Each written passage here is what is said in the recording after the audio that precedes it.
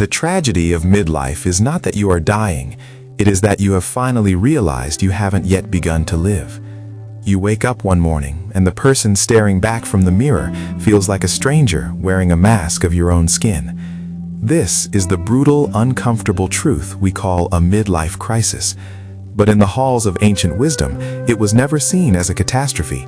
It was seen as an awakening. Most people spend the first 40 years of their lives building a monument to a person they were told they should be. They accumulate titles, possessions, and social validation like heavy plates of armor, only to realize that the armor is crushing their ribs, and the monument is hollow at its core. The crisis isn't that your life is falling apart. The crisis is that the illusions you've used to sustain yourself are finally dissolving, and you are terrified of what remains when the stage lights go dark. You are not losing your mind, you are losing your chains. Stoicism teaches us that the greatest source of human suffering is the desperate desire for things to be different than they are. By the time you reach middle age, the gap between your youthful expectations and your current reality can feel like a jagged abyss. You expect it to be further along, more settled, or perhaps more heroic. You expected the arrived feeling to be permanent, a golden plateau where the wind doesn't blow. But the Zen masters would ask a sharper question. Who is this you that is dissatisfied? If you strip away the regrets of the past and the anxieties of the future, what remains is the only thing that has ever been real, this single breath-filled moment. The midlife pivot is the point where you stop looking at the horizon for salvation and start looking at the ground beneath your feet. It is the painful, necessary transition from a life of becoming to a life of being. Imagine your life as a vessel that has been sailing for decades. In the beginning, the ship was new, and the destination was clear. You were chasing the sun, fueled by the adrenaline of the start. But after years at sea, the wood is weathered, the sails are patched, and the compass seems to point in directions you no longer recognize. Most people at this stage try to rebuild the ship while it's still in the middle of a storm. They buy new toys, seek new thrills, or change their entire environment, hoping the external change will silence the internal roar. But the storm isn't outside. The storm is the realization that you've been sailing toward a destination that doesn't actually exist. The crisis is the moment the ship stops and you are finally forced to look at the water. You must confront the vast, deep blue of your own existence without the distraction of the wind. There is a concept in Japanese philosophy called Wabi sabi, the beauty of things that are imperfect, impermanent, and incomplete. In your youth, you sought perfection. You wanted the flawless career, the perfect family, the indestructible health. You wanted to be a polished diamond. But as the middle years arrive, the cracks begin to show. Your body changes, your career plateaus, and your relationships evolve in ways you didn't script. Instead of trying to fill these cracks with the gold of external success, we must learn to see the beauty in the breakage. The cracks are where the light gets in, but more importantly, the cracks are where the truth lives. A life without scars is a life that hasn't been tested by reality. A life without a midlife fracture is a life that is still asleep, dreaming of a plastic paradise that never was. But what if the dissatisfaction you feel isn't a sign of failure, but a sign of evolution? What if the crisis is actually your soul's way of telling you that you've outgrown your current reality? We often mistake the discomfort of growth for the pain of decay. When a snake sheds its skin, it is a vulnerable, itchy, and painful process. If the snake had a mind like ours, it would think it was dying. It would try to tape the old, dry skin back onto its body, fearing the raw sensitivity underneath. This is what we do when we cling to our youth, our old identities, and our past achievements. We are trying to stay in a skin that no longer fits, and the tightening is what causes the agony. The midlife crisis is simply the itching of a soul that is ready for a larger container. Why does the midlife crisis hit with such tectonic force? Because it is the first time we are forced to confront our own mortality without the shield of someday. When you are 20, someday is a vast, infinite land where all your dreams live. When you are 40 or 50, someday has moved into the neighborhood. It is sitting on your porch, drinking your coffee, waiting for a conversation. This proximity to the end of the road can either lead to a frantic attempt to turn the car around, a literal U-turn in the form of impulsive life changes, or it can lead to a profound realization that the road itself is the goal. Marcus Aurelius reminded us that even if you lived for 3,000 years, you would still lose only the life you are living now. The length of the journey doesn't change the quality of the step. The crisis is the realization that you only have one life, and you've spent half of it living for a ghost. The midlife crisis is often ridiculed as a cliché. The fast car, the sudden career change, the desperate attempt to stay relevant. But if we look deeper, we see a human being trying to find their way back home. You are not trying to be young again. You are trying to be alive again. You are shedding the skin of a person who lived for others, for parents, for bosses, for the algorithm of social approval. And you are trying to find the pulse of the person who lives for the truth. This is what modern psychology calls the second mountain. The first mountain was about ego, achievement, and conquest. It was about proving yourself to the world. The second mountain is about contribution, connection, and internal peace. The climb is harder because the path isn't marked by trophies, but the view is infinitely better because you are no longer climbing to be seen. You are climbing to see the world as it truly is. But here is the logical pivot that most people miss. The terrifying truth is that you cannot fix your life because the life you are trying to fix was never yours to begin with. You are trying to repair a structure that was built on the quicksand of external validation. You keep adding new rooms, new decorations, and new furniture to a house that is fundamentally unstable. The midlife crisis is the earthquake that finally levels the house. Instead of grieving the ruins, you should be celebrating the fact that you finally have clear ground to build something real. The anxiety you feel is the structural failure of a false identity.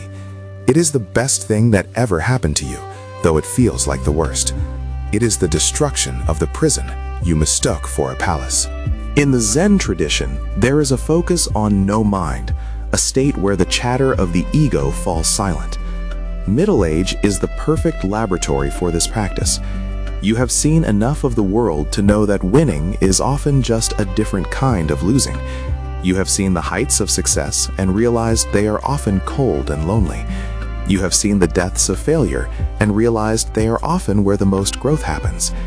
This perspective is your greatest asset. While the young are distracted by the glitter of the chase, you have the opportunity to see the light itself. You are no longer a hunter, you are a witness. To enter no mind is to stop trying to control the river and to start being the river. You no longer need to be the hero of every story. You can simply be the silence in which the stories happen. Consider the tree in autumn. It doesn't cling to its leaves with a sense of crisis. It doesn't try to paint them green or glue them back to the branches. It lets go. It understands that the letting go is what prepares it for the winter, and the winter is what prepares it for the new life of spring. Human beings are the only creatures that try to skip the autumn of their lives. We want eternal summer, but a world of eternal summer is a desert. The midlife crisis is your autumn. It is the time to drop the things that are no longer vital, to pull your energy back into your roots, and to prepare for a different kind of strength, a strength that doesn't depend on the weather or the applause of the crowd. The modern world hates the midlife crisis because the modern world is obsessed with production. A person in crisis is a person who stops producing, stops consuming, and starts questioning. This makes you inefficient to the system, but it makes you essential to yourself. The system wants you to buy a new car to solve your existential dread. Philosophy wants you to sit with the dread until it tells you its name. The dread is usually named regret, and the only way to kill regret is to live with such intentionality in the present that the past no longer has a hold on you. You cannot change the first 40 years, but you can change the next 40 minutes, and that is where your power lies. The system thrives on your dissatisfaction. Your soul thrives on your stillness. We often think of middle age as the afternoon of life, but in the afternoon, the light is at its most beautiful. The harsh, vertical sun of noon, the period of intense labor and competition, has softened. The shadows are longer, adding depth and contrast to the landscape. This is the golden hour. In photography, this is when the most profound images are captured, because the light doesn't just illuminate the surface, it penetrates the atmosphere. In life, this is when the most profound wisdom is gained. You can finally see the patterns in the carpet. You can see the consequences of your choices and the choices of others. You are no longer a pawn in the game. You are starting to understand the rules of the board, and more importantly, you are realizing that you don't have to play the game by the old rules anymore. But why do we still feel like we're failing? Because we are still comparing our inside to everyone else's outside. You see the curated success of your peers, and you feel like you missed a memo. You feel like everyone else has it figured out, while you are just a collection of doubts in a suit. But the truth is that everyone is fighting a battle you know nothing about. The CEO you envy is terrified of being irrelevant. The happy couple you see is navigating the same silent compromises as you. The midlife crisis is universal because the human condition is universal. We are all passengers on a ship that is slowly but surely heading toward the horizon. The only difference is whether you are spending the journey in the dark hold, shivering with fear, or on the deck, watching the stars and feeling the spray of the sea on your face. The logical pivot here is even more challenging. The reason you feel empty is not because you haven't done enough, but because you haven't stopped enough. Our culture treats doing as the only metric of value. If you aren't achieving, you are failing. But the midlife crisis is a call to non-doing. It is a call to silence, to reflection, and to the realization that you are a human being, not a human doing. The emptiness you feel is the space that is required for a new kind of meaning to emerge. You cannot fill a cup that is already full of old cold tea. You have to pour out the stale liquid of your previous life to make room for something fresh. This pouring out is what we call the crisis. It is not an emptying, it is a cleaning. As we move toward the final synthesis, we must address the ultimate fear, the fear of too late. We tell ourselves that we are too old to start over, too set in our ways to change, or that the best part of the story has already been written. But time is not a linear progression toward a cliff. It is a circle of experience. In the Zen view, every moment is a beginning. You are not halfway through your life. You are exactly where you are supposed to be. The concept of late is a social construct designed to keep you running on the treadmill. In nature, nothing is ever late. The flower blooms when the conditions are right. Your conditions are becoming right now through the very pressure and heat of this crisis. The coal doesn't become a diamond by complaining about the weight. It becomes a diamond by remaining still under the pressure. The final reveal, the synthesis of this entire mystery, is this. The midlife crisis is not a breakdown of your life, but a breakdown of the ego's control over your life. Up until now, your ego has been the driver. It wanted the car, the house, the status, and the security. It did a good job of getting you this far. It ensured your survival and your basic social integration, but it has reached the limit of its capabilities. The ego cannot navigate the waters of meaning. It can only navigate the waters of survival. The crisis is the moment the soul reaches over and grabs the steering wheel. It feels like a struggle because the ego is fighting for its life, but the soul is fighting for your freedom. You are not losing control. You are finally transferring it to the right entity. You are not entering the sunset of your life. You are entering the period of your greatest impact. This is not the end of the book. It is the beginning of the sequel, where the protagonist finally understands the plot and the stakes. Handling a midlife crisis isn't about fixing the external world to match your internal desires. It's about realizing that you are the creator of the world you inhabit. The crisis ends not when you find a new job or a new partner, but when you find a new way of looking at the one you already have. You stop being a victim of time and start being its master. You realize that the crisis was the invitation to the only life that has ever mattered. Be proud of the miles you've covered, even the ones you walked in the wrong direction. Those detours were where you learned the most about the terrain.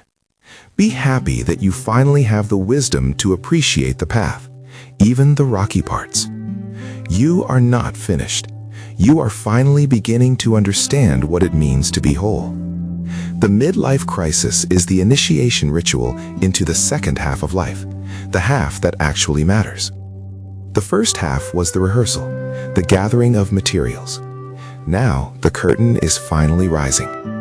The person in the mirror is no longer a stranger. They are a veteran, a sage, and a soul that is finally, for the first time, truly awake. This is not a crisis. This is your coronation. You have finally arrived at the starting line.